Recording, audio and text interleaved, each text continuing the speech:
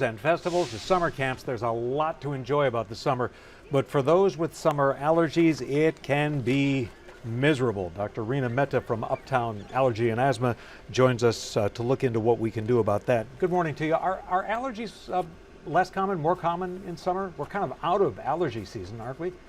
Good morning, and that's a great question. So while everybody thinks of the spring being your pollen season, while a lot of the pollen washes away in the summer, what happens is because of our rain and our humidity, it really stirs up a lot of dust and mold. So if you're allergic to dust and mold, that can be a big trigger for you in the summer, as well as a little bit of grass pollen allergy.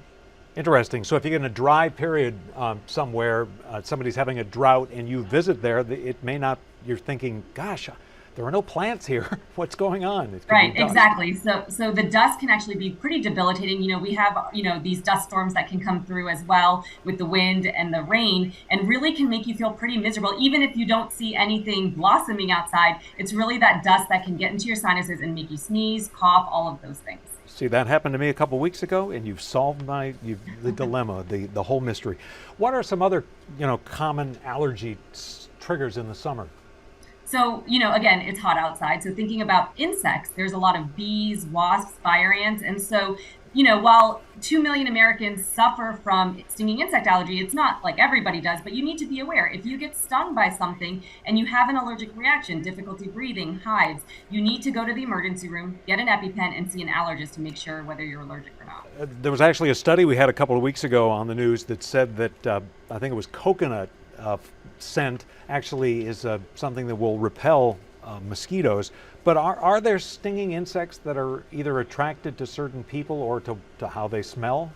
Yeah, I mean, that's always a question. If you wear bright colors or if you have strong fragrances, that may be something that a stinging insect might be attracted to. So thinking about that when you're outdoors, especially if you're allergic, you may not want to do that. If somebody's swimming, Dr. Mehta, chlorine, you're not allergic to chlorine, are you? But what is it about that it kind of affects the sinuses?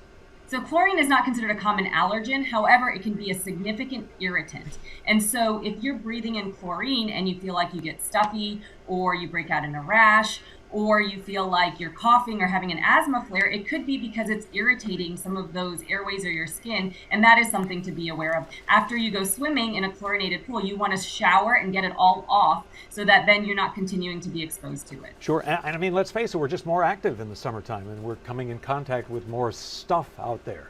Exactly. Poison ivy, sunscreen. So you want to be really careful. I mean, if you have sensitive skin, you might not want to go into those bushes.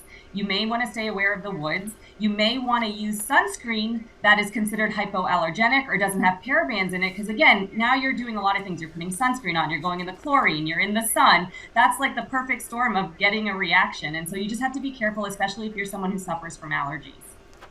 From a parent's point of view, you want your children to be active. Maybe there's a parental care, child care issue. You want them to go to camp or be outdoors. If someone has a child who tends to be suffering from allergies more often, what would you suggest?